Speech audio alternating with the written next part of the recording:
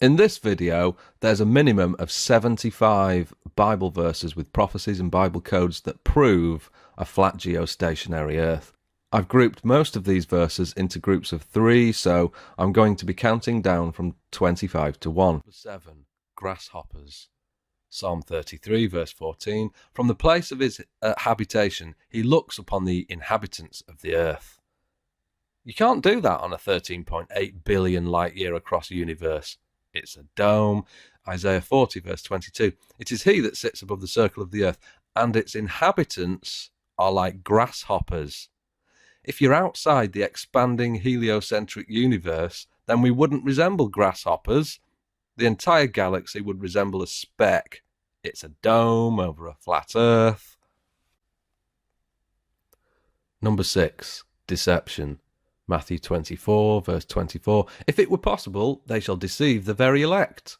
2 Thessalonians 2 verse 3. Let no man deceive you by any means.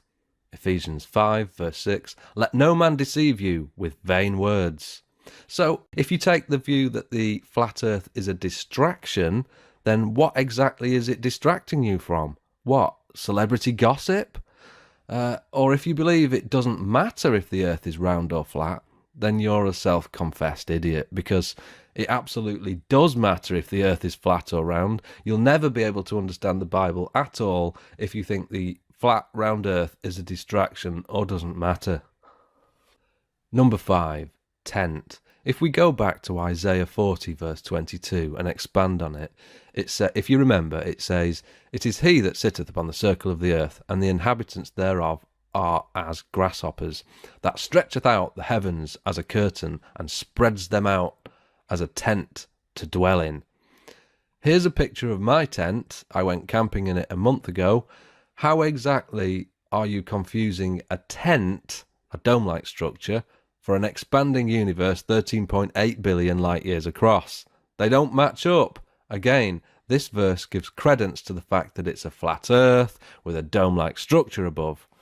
Number 4. Ends of the earth. Job 37 verse 3. And his lightning unto the ends of the earth. Daniel 4 verse 11. And the sight thereof to the end of all the earth. Proverbs 30 verse 4. Who hath established all the ends of the earth? What is his name? And what is his son's name, if you can tell?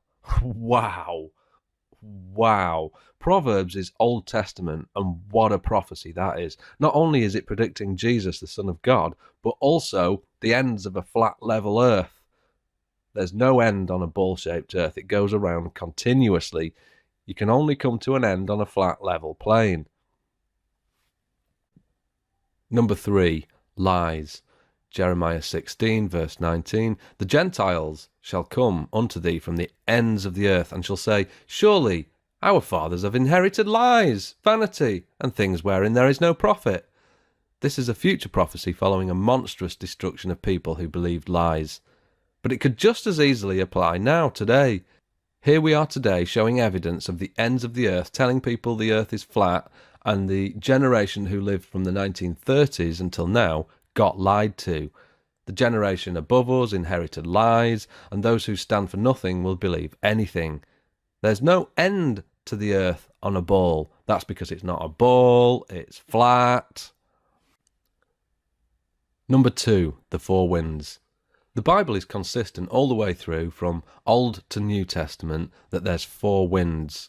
For example, Jeremiah 49 verse 36, 4 winds. Daniel 7 verse 2, 4 winds. Matthew 24 verse 31, 4 winds. Revelation 7 verse 1, 4 winds.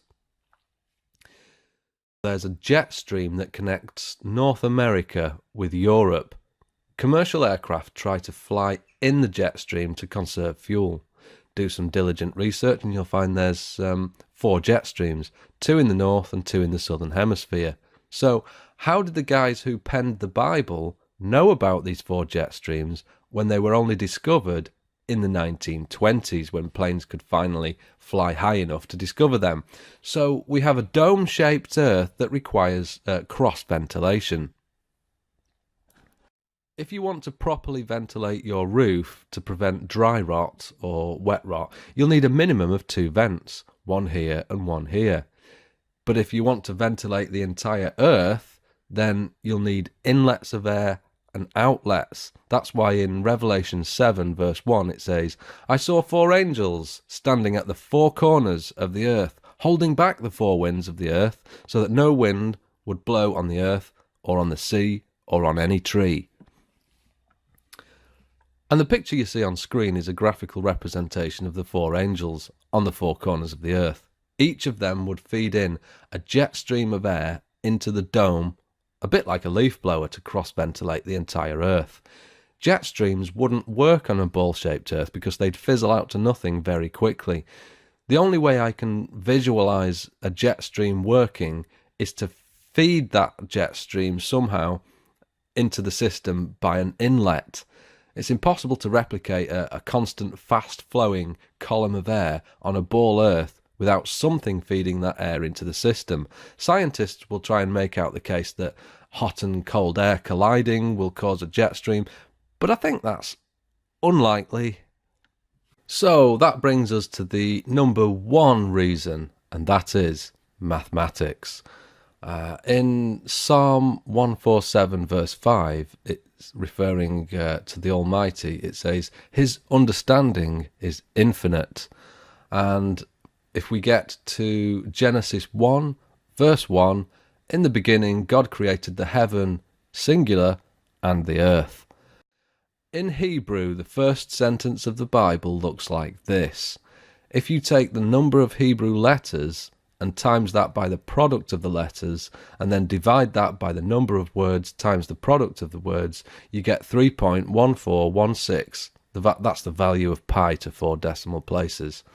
Pi is the relationship of a circle's circumference to its diameter, so you measure the circumference of any circle all the way round and divide that by the diameter straight across, and you get 3.14, the value of pi, an infinite string of numbers. Okay, that's the complicated stuff over. What the Bible is describing here is clearly a circle and not a sphere. And only a flat geostationary circular earth fits that description. And if that failed to knock your socks off, then you've not been paying attention, because what we've got here is the Bible describing the creation of the earth in words, and behind those words we've got a mathematical formula that not only verifies the authenticity of the text, a fingerprint of God if you will, but it describes the very shape of the earth, circular,